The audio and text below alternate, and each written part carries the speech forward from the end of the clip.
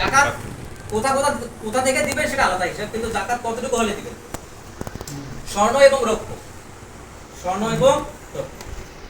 তাহলে স্বর্ণকে বলা হয়েছে 7.5 তোলা স্বর্ণ, 185 গ্রামের মতো এইটা।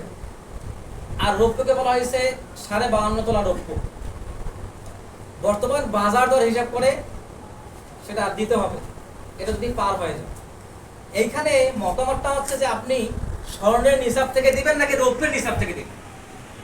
স্বর্ণের নিসাব নাকি রৌপ্যের নিসাব? আচ্ছা, বর্তমান সময়ে কি ধনীর সংখ্যা বেশি নাকি গরিবের সংখ্যা বেশি? গরিবের সংখ্যা বেশি। যারা সম্পদ অর্জন করতেছে এটা হচ্ছে বস্তুবাদী অর্থনীতি, এটা হচ্ছে সুদ ভিত্তিক অর্থনীতি, এটা হচ্ছে ইহুদিদের অর্থনীতি। পুরো বিশ্ব ব্যবস্থা ওরা করাপ করে ফেলছে। তো এইখানে যারা বড়লোক ওরা আরো বড়লোক হয়, যারা গরিব ওরা আরো গরিব হয়। তো সেইখান থেকে তিনটা মাযহাব বলতেছে, মালিকি, শাফি এবং হাম্বলি মাযহাব বলতেছে যে স্বর্ণের নিসাব অনুযায়ী যাকাত দেওয়া দরকার। এখন স্বর্ণের 185 গ্রাম স্বর্ণের দাম কিন্তু অনেক বেশি, সেইখানে 52.5 তোলা রূপার দাম সেটা অনেক কম। যদি ওটা হয় 15 লক্ষ তাহলে এটা হচ্ছে 6 লক্ষ, ওটা যদি 12 লক্ষ হয় তাহলে এটা মনে করেন 4 লক্ষ, মানে অনেক কম আর কি, 3 ভাগের 1 ভাগ বলা যেতে পারে। তখন যদি স্বর্ণের নিসাব অনুযায়ী যাকাত দেওয়া হয় তাহলে কম সংখ্যক লোক যাকাত দিবে নাকি বেশি সংখ্যক লোক যাকাত দিবে? কম সংখ্যক লোক যাকাত দিচ্ছে, তাহলে সমাজের অভাব পূরণ হবে। এটা হচ্ছে আলেমদের ফতোয়া, সেই কথাই বলতেছি। তিনজন মাযহাবদের মধ্যে আলেমদের মধ্যে সবচেয়ে বিখ্যাত আলেম তো ইনারা, তেনারা বলতেছেন যে স্বর্ণের নিসাব অনুযায়ী যাকাত দেওয়া দরকার। পরবর্তীতে এখানে সবচেয়ে বেশি কন্ট্রিবিউশন করছেন ইউসুফ আল কারজানি, তিনি কাতারের একজন দায়ী, পরবর্তীতে আল আজহারে করছেন, ডিন ছিলেন, এবং সেখানে তার বর্তমান বিশ্বে সবচেয়ে যাকাতের উপর যে বইটা সবচেয়ে বিখ্যাত সে বইটা লিখছেন ইউসুফ আল কারজানি, কিতাবুজ যাকাত, 2 খণ্ড আছে। হ্যাঁ, ইসলামে যাকাতের বিধান নামে 2 খণ্ড তার বই আছে, সবচেয়ে বিখ্যাত। এরা সবাই সালাফি, তিনি যদিও সালাফি মানা যায় না, তবে সালাফি বা হানাফি কিংবা অন্য যত মাযহাবের লোক আছে সবাই এই বইগুলো পড়ার রিকমেন্ডেশন করেন যে এই বইগুলো পড়লে যাকাতের ধারণাটা ক্লিয়ার হয়ে যাবে। তো তিনি সেখানে আধুনিক মাসালায়, তিনি এখনো বেঁচে আছেন, তিনি আধুনিক মাসালায় বললেন যে আসলে আমাদের রৌপ্যের নিসাব অনুযায়ী যাকাত দেওয়া দরকার, কেন আমাদের সমাজে গরিবের সংখ্যা বেশি।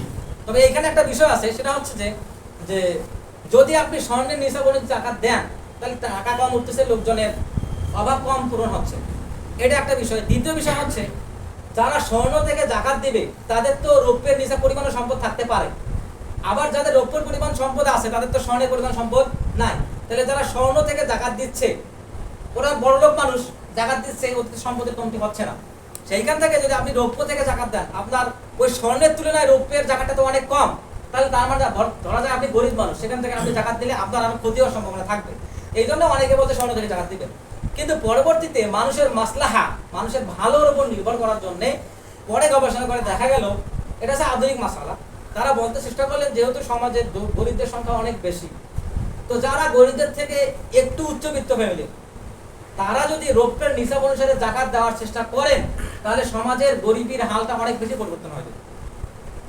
এটা হচ্ছে আধুনিক মাসালা হিসেবে রৌপ্যের যে নিসাব আছে সেইখান থেকে যাকাত দেওয়াটা তারা জরুরি বলছেন।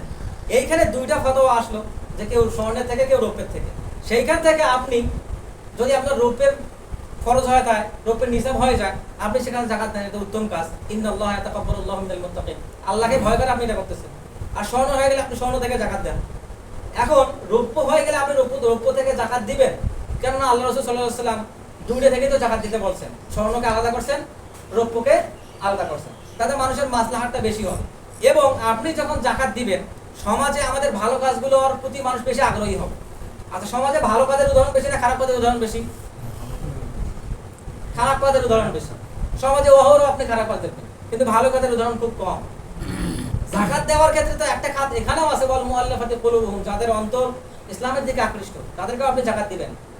যারা শিরক বিদআতে নিপতিত, সেখান থেকে বের হতে চায়, অভাবের কারণে বের হতে চায় না, তাদেরকে খুঁজে খুঁজে আপনি যাকাত দিলেন, সেটা স্বর্ণ হোক আর রৌপ্য। তো রৌপ্য থেকে যাকাত দিলে তাদের কাছে পৌঁছানো সম্ভব, কারণ তারা আপনার পাশেই বসবাস করে। তো যখন আপনি এটা করবেন, সমাজে আপনার যারা শুভাকাঙ্ক্ষী তাদের সঙ্গে আপনার সম্পর্ক আরো দৃঢ় হবে। যারা গরিব তাদের সঙ্গে, তাদের কাছে আপনি আরো কাছাকাছি যেতে পারবেন। যেমন রাসূল সাল্লাল্লাহু আলাইহি ওয়াসাল্লাম বলতেন, আর যাকাতু কানতারাতুল ইসলাম, যাকাত কি? জাকাত হচ্ছে দিনের সেতু বন্ধন। কিসের সেতু বন্ধন? ধনী এবং গরিবের মধ্যে সেতু বন্ধন। আমাদের ধনী গরিবের যে পার্থক্য, এটা দূর করার পেছনে সবচেয়ে গুরুত্বপূর্ণ ভূমিকা রাখতে পারে জাকাত। তাহলে জাকাত রৌপ্যের খাত থেকে দিবেন, এটা বাংলাদেশ এবং আমাদের ভারত উপমহাদেশের যে অর্থনৈতিক কন্ডিশন, এখান থেকে রৌপ্যের নিজাম অনুযায়ী জাকাত দেওয়াটাই বেশি গুরুত্বপূর্ণ হয়ে গেছে।